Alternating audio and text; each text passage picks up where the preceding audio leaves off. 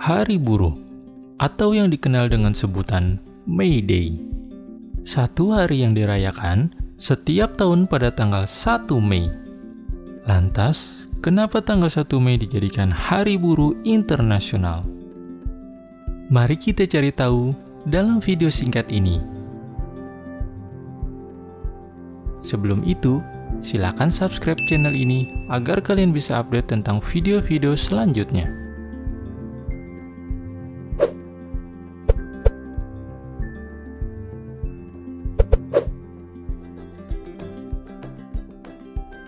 Hari Buruh lahir di awal abad 19 di kawasan Eropa dan Amerika. Terjadi di tahun 1886, tepat di tanggal 1 Mei. Di Amerika Serikat terjadi demonstrasi buruh terbesar kala itu. Minimnya upah serta buruknya kondisi kerja di tingkat pabrik dan pengurangan jam kerja menjadi poin penting mengapa para buruh melakukan demonstrasi.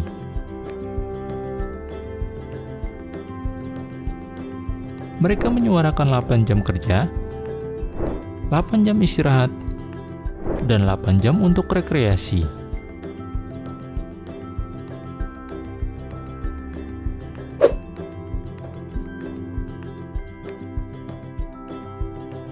Karena pada masa itu, jam kerja para buruh sangat panjang, sekitar 10 sampai dengan 20 jam per hari.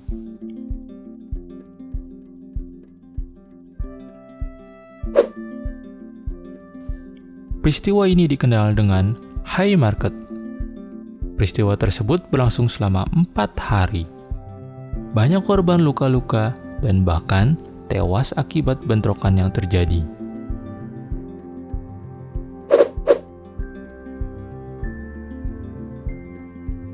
Setelah 3 tahun berlalu, pada tahun 1889 diadakan Kongres Sosialis Dunia di Paris. Konferensi tersebut membahas tentang peristiwa High Market dan menghasilkan penetapan tanggal 1 Mei sebagai Hari Buruh Dunia, serta kesepakatan perubahan jam kerja menjadi 8 jam per hari.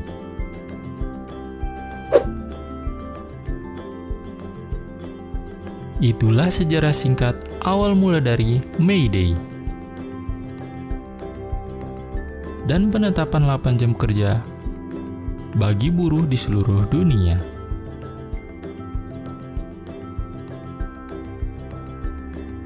Terima kasih.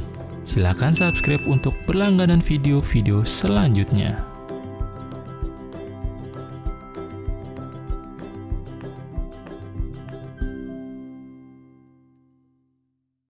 Tanggal 22 April, tahukah kalian bahwa setiap tahun di tanggal ini merupakan Hari Bumi? Satu hari yang mengingatkan kita akan kesadaran dan apresiasi terhadap planet yang ditinggali manusia ini. Isu yang sering dikampanyekan pada Hari Bumi tidak lain mengenai isu lingkungan. Karena setiap tahun perubahan terhadap ekosistem di bumi sangat memprihatinkan. Lantas, apakah yang dapat kita lakukan untuk memperingati Hari Bumi?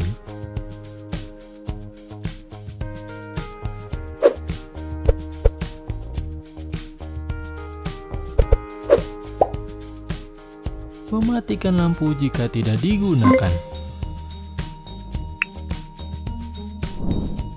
Selain menghemat tagihan listrik bulanan Anda, mematikan lampu juga berdampak pada pengurangan energi fosil yang mengakibatkan pemanasan global.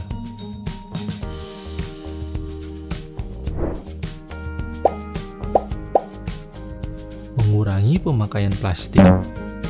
Cobalah berpuasa untuk tidak memakai plastik sekali pakai di Hari Bumi. Seperti botol minuman, kantong kresek, dan sedotan. Kita tahu bahwa plastik adalah material yang sangat sulit terurai. Bayangkan jika material ini menumpuk dan mengendap beratus-ratus tahun lamanya. Akan jadi apakah bumi kita di masa akan datang?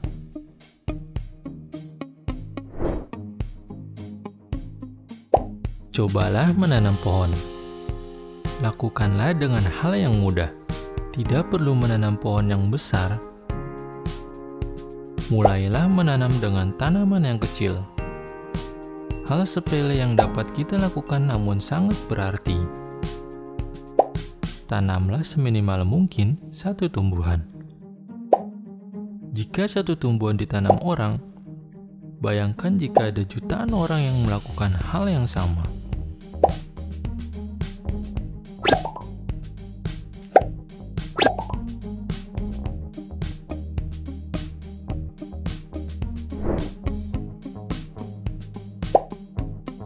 Cobalah memakai transportasi publik atau menggunakan transportasi yang tidak menghasilkan polusi udara. Selain menghemat energi fosil, hal ini dapat mengurangi kadar emisi gas karbon sehingga udara yang dihasilkan lebih bersih. Alangkah baiknya jika hal ini dilakukan sesering mungkin. Tidak hanya di hari bumi saja. Jagalah bumi kita, maka bumi akan menjaga kita. Terima kasih. Silakan subscribe dan share jika video ini berguna. Salam lestari.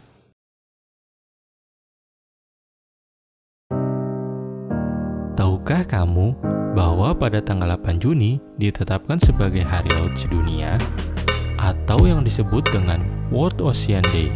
Dan apakah kalian tahu kenapa pada tanggal itu ditetapkan sebagai Hari Laut Sedunia?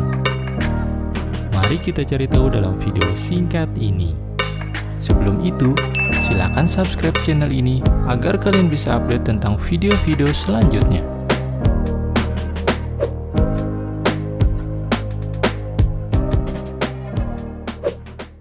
Awal mula gagasan untuk memperingati Hari Laut Sedunia dimulai pada tahun 1992.